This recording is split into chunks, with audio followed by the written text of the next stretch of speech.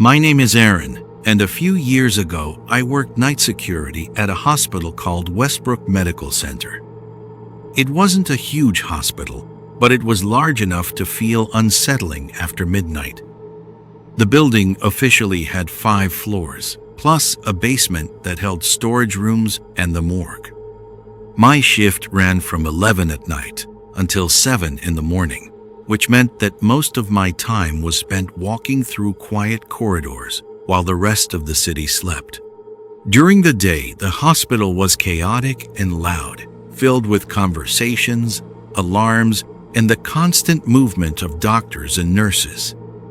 But at night, everything slowed down.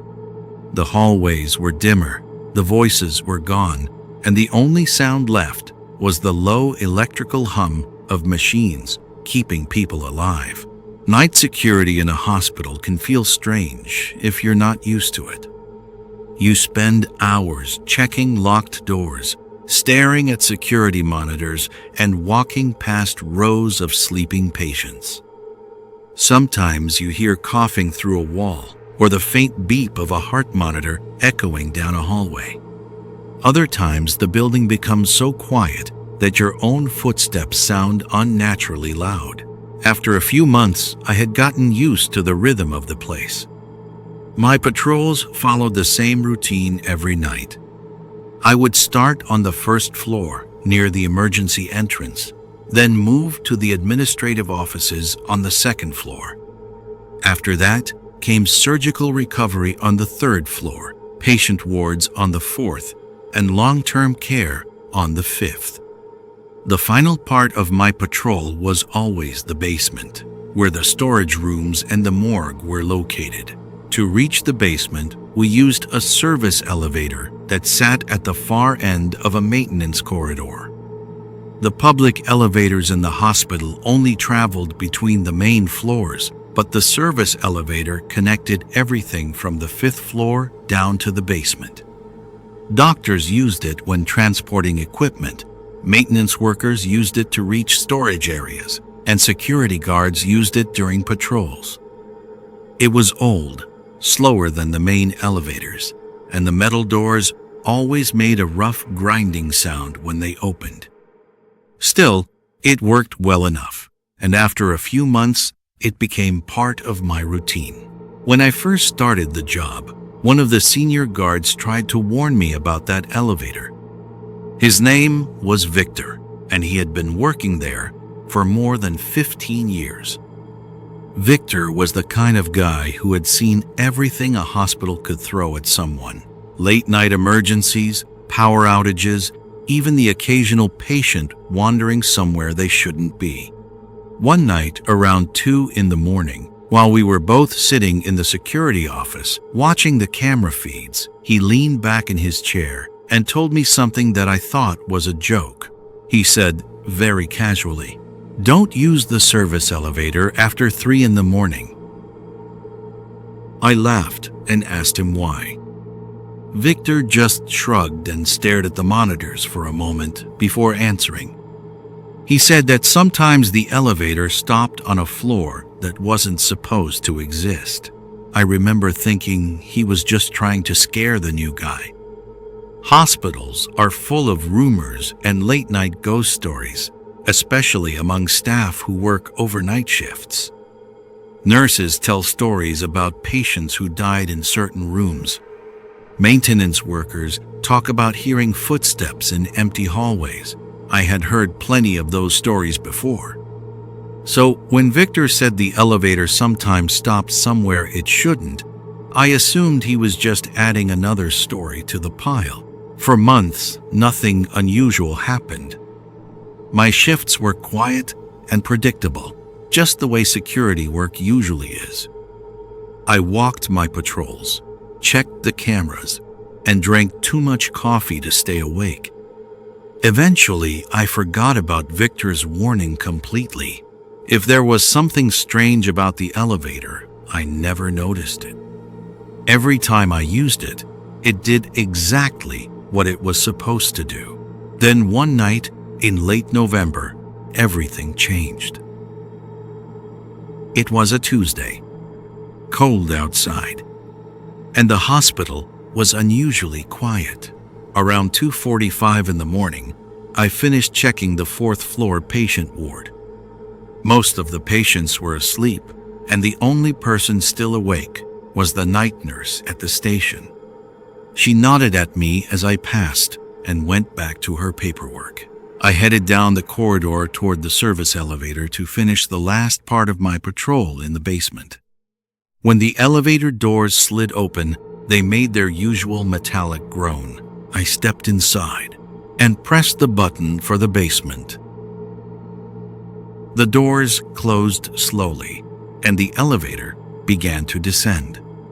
For the first few seconds, everything felt completely normal. I leaned against the wall and waited for the familiar jolt that meant the elevator had reached the basement level. But that jolt never came. Instead, the elevator kept moving downward. I stared at the small digital panel above the doors. It still displayed the letter B, the same indicator it always showed when heading to the basement. Yet I could feel the elevator continuing to move. A few seconds later, it finally stopped. When the doors opened, the hallway outside didn't look anything like the basement. The morgue corridor was bright and sterile, with white tile floors and fluorescent lighting. But the hallway in front of me was dimmer, older. The tiles were yellowed, and the lighting had a faint flicker that made the walls look almost gray. The corridor stretched farther than the basement ever had, disappearing into shadow at the far end. For several seconds, I simply stood there inside the elevator, trying to understand what I was seeing.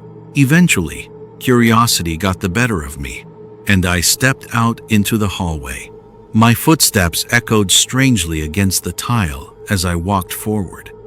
Along both sides of the corridor were hospital room doors with small observation windows, but the windows were dark. There were no lights inside any of the rooms. The silence felt heavy, the kind of silence that makes you suddenly aware of your own breathing. I walked to the first door and looked at the number printed beside the handle. It read. That immediately confused me because the hospital only had 5 floors. I tried the handle anyway, but the door was locked. The next door was labeled 602, locked.